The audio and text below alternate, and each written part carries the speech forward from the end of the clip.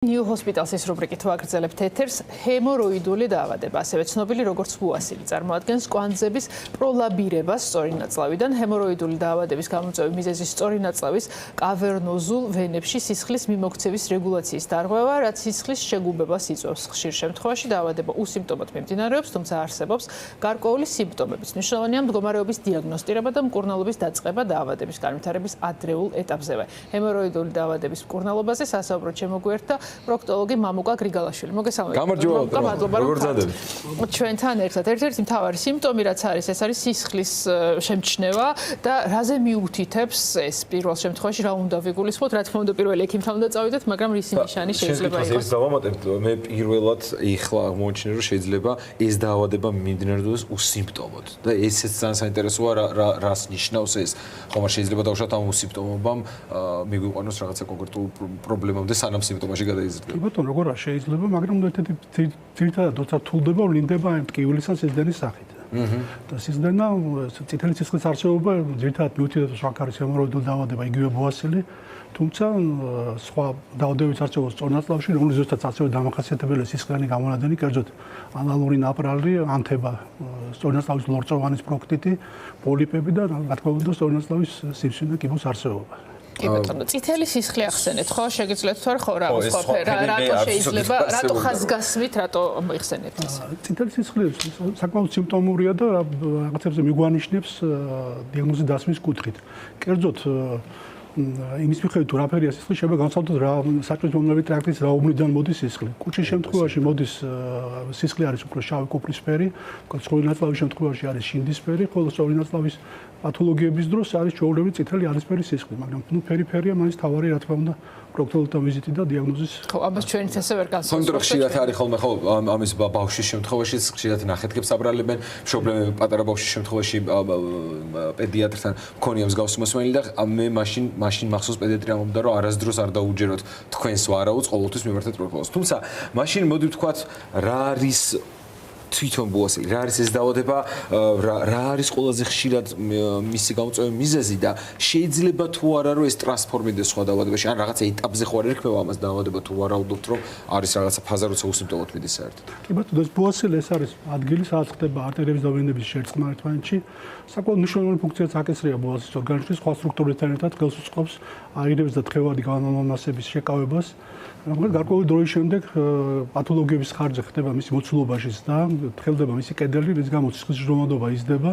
თვითონ მოცულობაში გაძლილი ბუასილი იწყებს გარეთ გამოსვლას, გამოვარდნას და ეს უკვე ეს ეტაპი უკვე ამ ეტაპს უკვე ქვია დაავადება, როდესაც ჰემოროიდული კომპლექსი გადადის დაავადებაში, რომელსაც ახასიათებს დისკომფორტი, ხარისხი დაქვეითება, ტკივილი და ყველა. დაახლოებით რა დროს სჭირდება? სანამ გვაქვს ის პერიოდი, როცა შეიძლება ჩარევა და დაავადებაში ეს ყველაფერი სანამ არ გადავა? აი რა პერიოდს მოიცავს ეს დაახლოებით? რამდენიმე თვე წელი თუ? აი ცოტა ძნელი სათქმელია, ინდივიდუალურია, ნუ დამოკიდებულია ცხოვრების რეჟიმზე, სამუშაოს პირობებზე, რამდენად შდომითი სამუშაო გვაქვს, ფიზიკურ სამუშაოს ეწევით თუ არა, ნუ ეს ყველაფერი ამის ხელფას ხარჯი უფრო პროგრესირებს დაავადება. კი.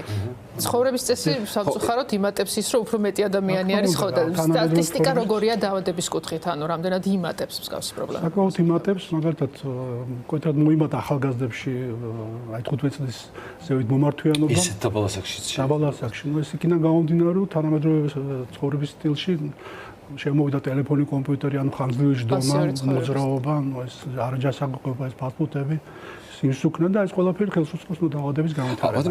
მოდი ეს უბრალოდ გამოწვევის მიზეზები ერთი წამით ცოტა უფრო მკვეთრად ჩავშალოთ. ან 15 წელს როცა ვამბობთ, მე სიმართლე გითხრათ ამ დაავადების თავი გამოწვევის მიზეზი ყოველთვის მეგონა რომ მაგალითად აქტიური ჯდომის ფაზა, როცა დაწოლა, მაგრამ როცა დაბალ ასაკზე ვსაუბრობთ, დაბალ ასაკში შეიძლება თუ არა დავუშვათ, იმიტომ გულისხმობს რომ ჯდომა მაინც სამსახურთან იყო ყოველთვის რატომღაც შეფთვის დაკავშირებული. თუმცა ნუ არ უნდა დავუცეს სწავლა, ალბათ სკოლა, უნივერსიტეტი და ასე და იჯაჭვულება ამ ტელეფონთან და კომპიუტერთან.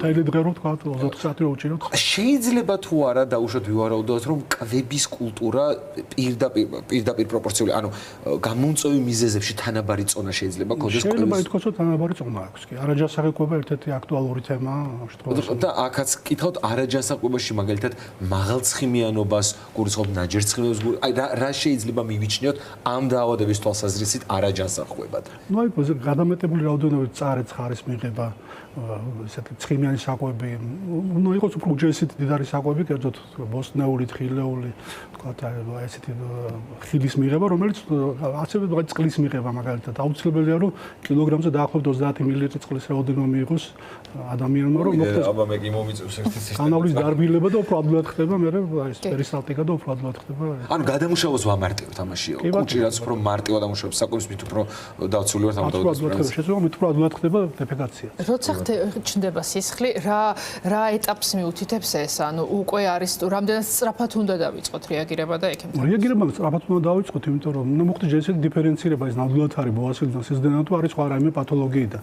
გარდა ამისა, ამ სიზდენის ფონზე შეიძლება განვითარდეს შემდგომში მეორადი ანემია, რომელიც სიცოცხლეში საკმაოდ საშიში შემთხვევაა. განვითარებაში შეიძლება გადაიზარდოს. გაზრდილმა სიზდენამ შეიძლება გამოიწვიოს მეორადი ანემია, რომელსაც საკმაოდ სიცოცხლეში საშიშია ეს მეორადი ანემია. მთელი რიგი თავისი ჩივილები ახასიათებს. კი, რას მოიცავს დიაგნოსტირება, ხო? ამას შევეხოთ, რა პერიოდთან არის ეს დაკავშირებით და რა სახის თავი მტერი ალბათ ამ ყველაფრის სტერეოტიპები და ტაბუ და სტიგმა დიაგნოსტირების დაგვიანებული დიაგნოსტირების. დაგვიანებული დიაგნოსტირება საკმაოდ მნიშვნელოვანია, იმიტომ რომ ადამიანებში არსებობს კომპლექსი აქვთ ესე იგი ინტიმური ადგილების ჩვენების კომპლექსი, რის გამოც გვიანმედიან ექიმთან. და ხშირად ეს ალბათ უკვე დაგვიანებული ფაზა. ხო, კი ბატონო, ხშირად დაგვიანებული, ხშირად მქონია შემთხვევა მაგალითად, რომ მოდის პაციენტი და თქვათ მოყვება ჩივილებს და არ უნდა რომ გაგესინჯოს და იქნება ისე დამირიშოთ ყუნალობა ესეთი მით გამო. ვერ გადავალახეთ ესე. ხო, და ეს კომპლექსი მაინც პრინციპში რჩება და არ არის გადალახული ნამდვილად.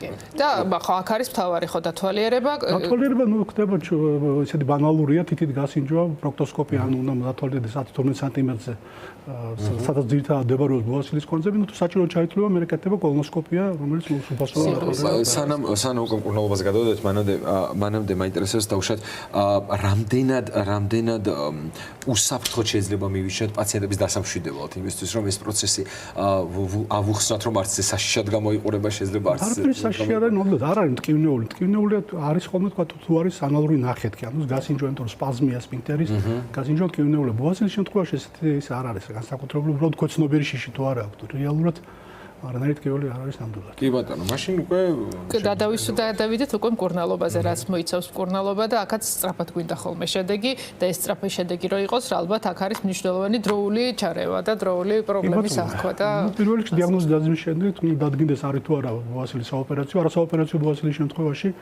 ენიშნება მედიკამენტოზური მკურნალობა მედიკამენტებით, კერძოდ მალამოებით, სანთლებით და ადგილობრივად თქვათ ტაბლეტების დანიშნვით. თუ არის საოპერაციო ფორმა, მაგალითად ნიუ ჰოსპიტალში გეთება ოპერაციული ჩარევა, როგორც ცილინვაზიური მეთოდებით, როგორც არის ხარვალის აპარატი და ლაზერის აპარატი, ასევე ტრადიციული კლასიკური მეთოდით. ასევე შემუშავებული გვაქვს კლინიკაში მეთოდი, რომელსაც ქვია კომბინირებული ოპერაცია, რა დროსაც პაციენტს ოპერაციის სრულობის დროს ოთხრივი ჩარევა ხდება. კერძოდ დიდი კვანძების მოცილება ხდება კლასიკური მეთოდით, ხოლო საშუალო და შვილეული კვანძებით თუ ამ შემთხვევაში შეიძლება მოხდეს იგივე თქვა ლაზერით ამ არსებული კვანძების მოწვა. ლაზერითაც შეიძლება. ლაზერით შვილეული კვანძების მოწვა. ლაზერული აპარატით მუშაობის 13 წლიანი გამოცდილება გაქვთ, შესაბამისად თქვენი გამოცდილების გაზიარება ძალიან მნიშვნელოვანია, ხო, თქვენი დამოკიდებულება ამ ლაზერულ ჩარევებთან მიმართებაში შედეგის კუთხით და შემდეგ უკვე შედეგის ხანგრძლივად შენარჩუნების კუთხით როგორია? ლაზერსაც შეეხება, ამ დროს ხდება დიოდური ლაზერის საშუალებით ჰემოდული კვანძების მოწვა. ჭრილობა ფაქტურად არ არის, იმიტომ რომ რაღაც ხოლმე ჭკვეთეთი ხასიათის ჭრილობაა. სისხლის დანაკარგი ძალიან მინიმალურია, პოსტოპერაციული მიმდინარეობს გაცილებით იოლად. ერთ-ერთი უარყოფითი მხარე ის აქვს, რომ თქვა დიდი კვანძების დროს ნაკლებად ეფექტურია იმხრივ, რომ რეციდივის ალბათობა არსებობს. ამიტომ მნიშვნელოვანია, რომ თქვა სანამ გართულდება ბოასილი, მანამდე მიაკითხონ ექიმს, რომ თქვა დროულად მოხდეს ჩარევა, როდესაც ემორჩილება უკვე. ერთი არის ქირურგიული ჩარევა, შემდეგ რეაბილიტაცია. რა პერიოდთან არის ეს დაკავშირებული და რას მოითხოვს პაციენტის მხრიდან? ეს პერიოდი ტრადიციული მეთოდის რაღაც თვენახევარი ორი თვე გრძელდება, აი ცილინვაზიურების დროს დაახლოებით ერთი კვირის განმავლობაში. მოითხოვს ესეთი განსაკუთრებულ არაფერს, უნდა იყოს შეზღუდვა ალკოჰოლის ხრივ და კვებითი რეჟიმი უნდა იყოს ისეთი, რომ დეფეკაცია იყოს ყოველდღიური. არ არის რეკომენდირებული ყაბზობას ქონდეს ადგილიან დიარეას, იმიტომ რომ ჭრილობაზე ზეწოლა ხდება და ეს დისკომფორტს იწვევს. ბატონო, იდეაში თუ ჩვენ ვლაპარაკობთ იმაზე, რომ ადამიანები ცოტა თავს უკავებთ ხოლმე დიაგნოსტიკაზეც, თავს უკავებთ ექიმთან მისვლაზეც, ხშირად ეს ხდება დაგვიანებულ ფაზაში. სავარაუდოდ, როცა დაგვიანებულ აღმოჩენაზე ვსაუბრობთ, მანდ ალბათ ალბათ ქირურგიის ნაწილის ჩართვა უფრო ხშირია ხოლმე, ან როდის ხდება ხოლმე ქირურგიული ჩარევა, ამის განსაზღვრა შეუძლიათ თუ არა პაციენტს მაგალითად განსაზღვრა თუ არა ეს ტკივილის მიხედვით, თუ დაუშვათ ნებისმიერ შემთხვევაში, როცა დაგვიანებულია ხოლმე მიმართვა, ივარაუდება, რომ უკვე მედიკამენტოზური მკურნალობის ჩარევას აზრი აღარ აქვს. პრინციპში ეს უნდა გავუწოდოთ ჩვენ პროქტოლოგებმა, როცა მოვლენ ამას ყველაფერს დავადგენთ, მაგრამ ძირითადად რეალურად რო ვთქვათ, მაინც უფრო დაგვიანებულ შემთხვევებში მოდიან სანამ ბოლომდე არ გაუჭირდებათ, მაშინ მიმართავენ ექიმს და მე უკვე პრინციპში მართლაც უკვე საკითხი ხდება ოპერაციული მკურნალობის. თუმცა დასაწყის სტადიაში, როცა ახალი ნიშნებია, შეიძლება რო ვთქვათ, მკურნალობის ფონზე მოხდეს ამის კონსერვირება მაინც თუ არა გართულება. რა შეცდომები შეიძლება დაუშვათ თვითმკურნალობისას, რომ ესეც ახსენე, იმიტომ რომ ეს სანთლების არსებობა მაგალითად იმდენად გავრცელებულია, ხა თან ჩვენ ვიცით ჩვენი მანკიერი მხარე პაციენტების ხშირად ინტერნეტს მიმართავთ ხოლმე იმისთვის, რომ აღმოჩნდა იქიმთან მისვლას და ამაზე საუბრის არიდების კარგი საშუალება არის ინტერნეტში მოუძებნი და შეიძლება ადვილად გადააწყვეტს სანთლებს მაგალითად, მაგრამ ამ შემთხვევაში არის თუ არა რისკები ამ თვითმკურნალობით უფრო გავამწვავოთ რამე, ან პირიქით დავიზიანოთ და უფრო წავახალისოთ სხვა დაავადებებს. არის რა თქმა უნდა რისკები თვითმკურნალობაში, იმიტომ პირველ რიგში უნდა დაიცვას დიაგნოზი. მაგალითად, მქონია შემთხვევა, როდესაც პაციენტს ჰქონია პარაპროქტიტი, სხვა წორინაწლავის გვერდზე არსებული არის დაჩირქება, ამ დროს მკურნალობს სანთლებით, მალამოებს გონია რომ ბოაზილია და ამ დროს პროცესი უფრო გრმავდება და ჩიგოვანი პროცესი უფრო ცელდება. ესეთ სიტუაციაში უფრო ფართო მასშტაბის ოპერაცია ხდება საჭირო რომ გაკეთდეს, ვიდრე თქვა ბოაზილის შემთხვევაში. კი ბატონო, დროული მიმართვიანობა ეს თავიდან და მერე თუ დადგინდება დიაგნოზი, ნუ რა ვიცი, კი ბატონო, ექსპერიმენტები მერე ჩაედარო. კი ბატონო, ასაკის დაწევაზე ვისაუბრეთ, რაც მძიმეა და სამწუხაროდ ხო ისევ ჩვენ ვართ მიზეზი ამ დაავადების ასაკის დაწევის. სქესი თუ აქვს, ანუ რა არის გასათვალისწინებელი ამ კუთხით? აბსოლუტურად 50-50. იმიტომ რომ ხო ამ მიმართულებითაც თითქოს არის არასწორი დამოკიდებულება, რომ თითქოს მამაკაცების პრობლემა უფრო არის, მაგრამ რეალურად ხო ასე? რეალურად არა, ნამდვილად თანაბარია. ასაკზეც მინდა კითხოთ, მაგალითად ასაკობრივ. ხო, ამბობთ ხოლმე კონკრეტულ დაავადებებთან, კონკრეტულ ჩვენებებთან მიმართებით, რომ რაღაცა არსებობს დაავადებები, რომლებიც პირდაპირ მიმულია ასაკზე. შეიძლება დაუშვათ რაღაცა ხნიერ ასაკში შეიძლება მოდუნებული იყოს ჩვენი ორგანიზმი და რაღაცა ისე ვეღარ ხდებოდეს როგორც ჩვენ გვინდა სამწუხაროდ. აქვს თუ არა მაგალითად ამ დაავადებას დაუშვათ ასაკთან ესეთი პირდაპირი კავშირი, როცა ვივარაუდოთ, რომ ეს მაგალითად გეგმიური შემოწმებები ან პირიქით ნაჩქარევი ვიზიტები ექიმთან, რომ აღარ გადავდოთ, არსებობენ თუ არა ამას ამ თვალსაზრისით მოწყობილ ჯგუფი. ბატონო 35-40 წლის ასაკიდან როგორც წესი უკვე იწყებს ბოაზილის ნიშნები გამოვლენას, ხოლო 50 წლის ზევით მაგალითად ითვლება, რომ 40-50% მოსახლეობის ასე თუ ისე აქვს ეს დაავადება, რასაც ქვია ჰემოროიდული დაავადება. თუ ასაკის მატებასთან ერთად კი ბატონო ეს. უნდა მოუხშიროთ ექიმთან გეგმიურ ვიზიტებს. ნუ ყოველ შემთხვევაში რაღაც ჩივილები თუ გამოჩნდება ჯობია. რა არის ეს პირველადი ჩივილები, რის უგულებელყოფაც მიგვიყვანს იქამდე, რომ პრობლემა გამწვავდება? ბოაზილს ესე იგი პირველი ორი სტადიის დროს შეიძლება რაღაც პერიოდულად უნიშნულო დისკომფორტი ჰქონდეს, რაღაც უფრო ძლიერდება, თქვა, რაც უფრო სიღრმეში შედის დაავადება, აიწყება სიზდენა, ტკივილი, ჰემოროიდული კვანძები იწყებს გარეთ გამოსვლას, დისკომფორტი, ზოგიერთი, თქვა, პაციენტი რიტუალებს იტარებს უკან მოახდინოს ეს კვანძების შებრუნება. ციცემონჩავის რაც ალბათ გამაგრებელია ორგანიზმისთვის. ხო, ნუ ფსიქიკური აშლის დონემდეც კი მიდის, იმიტომ რომ დროს კარგავენ სამსახურსაც კი ანებენ თავს, აქედან გამოწვეული ჩივილების გამო. კი, და ალბათ რეკომენდაციებიც უნდა დავასრულოთ გარდა იმისა, რომ დროულად მივიდეთ სპეციალისტთან და მოვახდინოთ დიაგნოსტირება, ცხოვრების წესის მიხედვით, ანუ ხო, რა შეიძლება გავითვალისწინოთ იმისთვის, რომ არ მივიდეთ პრობლემის გართულებას. ყველაფერზე უკვე ვილაპარაკეთ პრინციპში ეს შესაბამისი რაოდენობის წყლის მიღება, საკვები ჩანსახის საკვები და აქტიური ცხოვრება, ნუ ეს სიარული ცურვა, ესეთ რაღაცა უფრო ხდება. ვთქვათ, არ ვისაცავ არის სასურველი ველოსიპედი მაგალითად. აი, უნდა მეკითხა, არსებობს თუ არა მაგალითად მე ესეთი სტერეოტიპის შეფლი ვიყავი ყოველთვის ხერხემლის თიაქრის დროს, მე რო ვიცოდი რომ ყველა მენოდო რომ ცურვა კარგია, აღმოჩნდა რომ ყოველთვის კარგი არ არის და სპეციალისტმა უნდა გითხრას ეს კონკრეტულ მეჩვენებაში. აქაც მაქვს ეს კითხვა, როდესაც საქმე ეხება მაგალითად ბოაზილს, არის თუ არა სპორტის სახეობები, მაგალითად თქვენ ველოსიპედი ახსენეთ, რომელიც ფლად რეკომენდებული შეიძლება არ იყოს. ეს ჯდომის გამო? აი ესეთი მოძრაობის გამო, ვიბრაციის და ჯდომის გამო. კი ბატონო, მაშინ სანამ დავასრულებთ ნიუს ჰოსპიტალზე კიდევ ვიკითხოთ, ბოლოს ქირურგიული ჩარევით და დაუშვათ აი ესეთი ექიმის დახმარებით, რამდენად მარტივად შეიძლება ეს პრობლემა მოგვარდეს და ხანგრძლივი დროით?